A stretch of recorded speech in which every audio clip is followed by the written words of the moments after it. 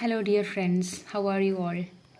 Today, let's have a short discussion on M Synge and his important or famous play, Riders to the Sea. James Synge is an English writer and also he is from Ireland. He's an Irish playwright. His life tenure is from 1871 and 1909. Very short life tenure, right? 1871 to 1909. And as he is an Irish playwright, he was one of the most important personalities in the Irish literary revival. He worked for that with W.B. Yeats and Lady Gregory, and also one of the co-founders of Abbey Theatre of Dublin. Next, the famous works of James Synge are In the Shadow of the Glen. It was published in 1903. Then next, Riders to the Sea in 1904. Then The Well of the Saints in 1905. Tinker's Wedding, that's the last play. Tinker's Wedding is in 1909. As I said, he died in 1909. And the next play, Derrida of Sorrows, it was also published in 1909 and performed in 1910. It was published posthumously. It was an unfinished work. While he dies, it was not completed. And later, W.B. Yeats and James Synge's fiancée completed this play and published later. And next, Aran Islands is a series of essays or sketches of life experiences in his in the Aran Islands itself. Aran Islands is not a play, and others are all plays. And he was greatly regarded as a great dramatist by the Irish people and also of English readers. Once W.B. Yeats called him as the greatest dramatic genius of Ireland. And also in character, Synge was a very timid, shy, introvert person, but his plays were able to fill the streets with writers. That kind of fire is there in his writing, but he never told any unkind word to anyone in his lifetime. That such a nice person was James Synge. And let's discuss on Riders to the Sea, the play. Riders to the Sea was published in 1904, and it is written by Irish Literary Renaissance. What is Irish Literary Renaissance? Irish Literary Renaissance, also called Irish Literary Revival. Another name is Celtic Twilight. It was a flowering Irish talent in the late 19th and early 20th century. It includes works of poetry, music, art, and literature, including perhaps most famously works of Yeats. Yeats was a famous or important key figure in Irish literary revival. And the forerunners of this Irish literary revival are James Clarendon Mangan and W.B. Yeats. Then Lady Gregory, James Synge, all these people are famous figures in the Irish literary revival. Next, this Riders to the Sea. Riders to the Sea is a one-act tragedy. Irish. It is set in the Aran Islands. Its setting is Aran Island, and it's a one-act play tragedy. One-act tragedy, and then the plot is based on the traditional conflict of human wills, but on the hopeless struggle of people against the impersonal but relentless cruelty of the sea. is a duel between man's expectations and the fate. Let's see the background of the play.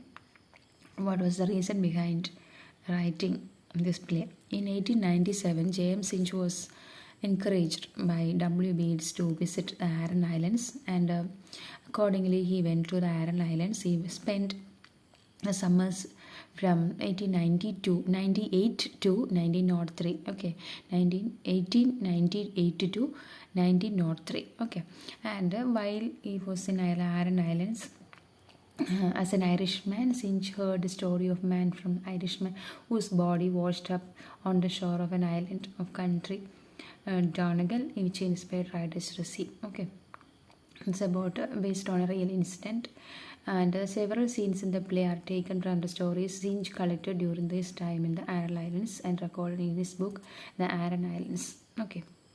These include the identification of the drowned men by his clothing and the account of a man's ghost being seen riding a horse. Okay, all these points are collected from those oral tales told by the people of Aran Islands while he visited Aran Islands between the years 1898 to 1903. Okay. And the principal characters, main characters of this play are Maurya.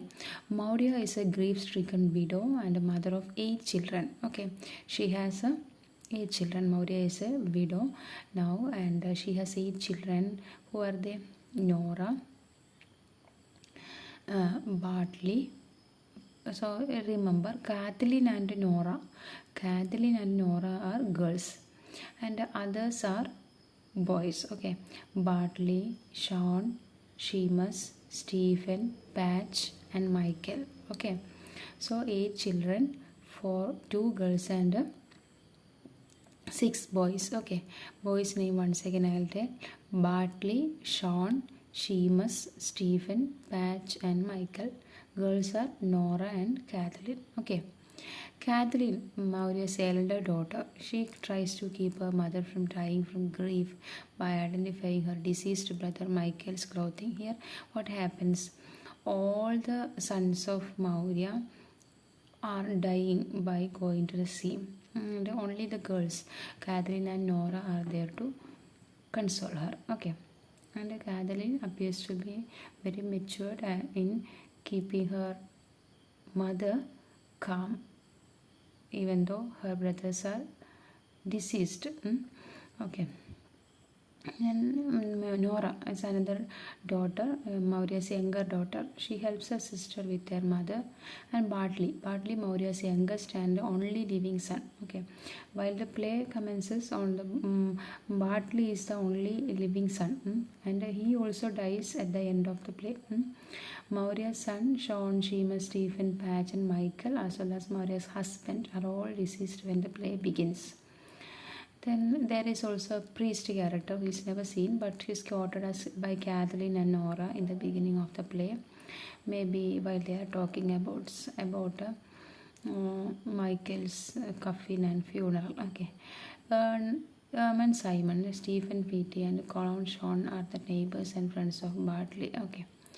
Then Maurya, at the beginning of the play, we can see Maurya is a widowed mother. She lost her 5 sons to the sea.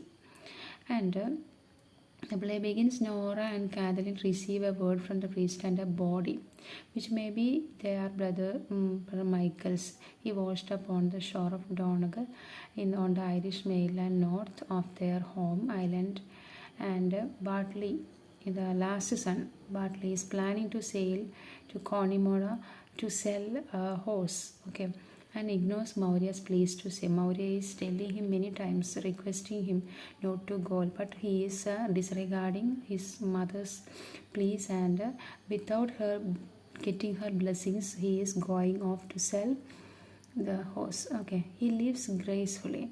Maurya predicts that by nightfall she will have no living sons, and her daughters chide her for sending Bartley off with an ill word. Okay, this type of cursing should not be there, like that the daughters are saying. And Maurya goes after Bartley to bless his voyage. Later, Maurya changes her mind and she's going after Bartley to bless his voyage. And Nora and Kathleen receive clothing from the drowned corpse, confirms it was Michael. And Maurya returns home claiming it having ghost. She has seen the ghost of Michael riding behind Bartley and begins lamenting the loss of the men in her family to the sea. Okay, with Bartley's death, no man member is remaining. Okay, male member is remaining in their family. Okay. That is why she is crying off. Later, towards the end of the play, we can see some villagers are bringing the corpse of Bartley. Okay, she has fallen off his horse into the sea and drowned. Okay, so that's the total story of this one act tragedy. Okay. Then let's look into the major themes of this play. First of all, religion, superstition, and nature. Okay, on the surface, Maurya and her family are devout Catholics, and the most important thing to Maurya is the return of Michael's body so that he can have a proper Catholic funeral. Okay, she's expecting Michael's body to bring back her. Then only she can perform perfect Catholic funeral to his lost son. Okay, and when Bartley's body is returned, she blesses it with holy water. Throughout the play, the characters pray to God and ask for blessings. Everyone views the young Catholic priest as a prominent community leader under that religious surface. However, it becomes clear that Maurya and perhaps the community at large no longer trust in God's control. They believe in fate ultimately, but still they are Catholics and they are believing rituals. After first glance, the family's religious comments such as God help us, blessing of God on you, God spare us seem mechanical rather than reverential. They are telling these words like mechanical robots, but they have no belief in it, and suggesting they have lost their meaning as prayers. And they are instead of putting their faith in God or for protection, which had failed Maurya's family so many times. God spared them. God didn't save them, didn't protect them, and the women have to come rely on superstition. Later, she is going to superstition. For example, she is seeing Bartley back in the back of Michael in the back of Bartley, and like that she is. Believing in the strength of the sea and nature and community. And a community is another theme of this play. Riders will say tells a heartbreaking story of destruction of one family, the whole family, right? But the text references the downfall of an entire community and it was a way of life. The traditional fishing community can survive only with young men to do hard labor, including fishing and trading on the sea. Without them, the entire community struggles. Synge illustrates this struggle through the hungry pig that tries to eat a new rob. It can also be seen in the meager meal Maurya provides, partly the cake made of grass and a few possessions Bartley has to take with him on his journey. The family is very poor and the struggle will intensify without Bartley. Before he leaves, Maurya notes, "It's hard set. We will be surely the day you are drowned with the rest." Although her daughters are healthy, their community does not treat young women as being as capable as the young men. As Maurya notes to Kathleen, how would the like of her get a good price for a pig? She laments that without a young man, the family will suffer and look for the grave. Next is a fate. Everyone in the community, Maurya especially, is powerless to stop death. Maurya has tried everything from Catholic devotion to secular superstition and to keep the death from claiming her family members. But death is attacking and again her family. And no man at all can be living forever and we must be satisfied, she is saying at the end of the play. She views early death as the fate of all young men and the fate as a fate she is powerless to stop. which is why she lets Bartley leave without her blessing.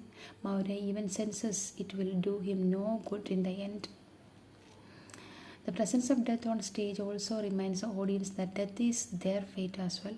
The coffin boards lean against the wall, and Maurya uses Michael's walking stick. All of these objects suggest that death lurks in our lives. Finally, the ghost scene suggests that the dead desire to be joined by those still living. Maurya sees Michael's ghost riding alongside Bartley on a grey pony, not as a protection but as an omen of his imminent death. Indeed, an old woman who sees Bartley drown says the grey pony knocked him into the sea. Okay, these are the major themes discussed in this play.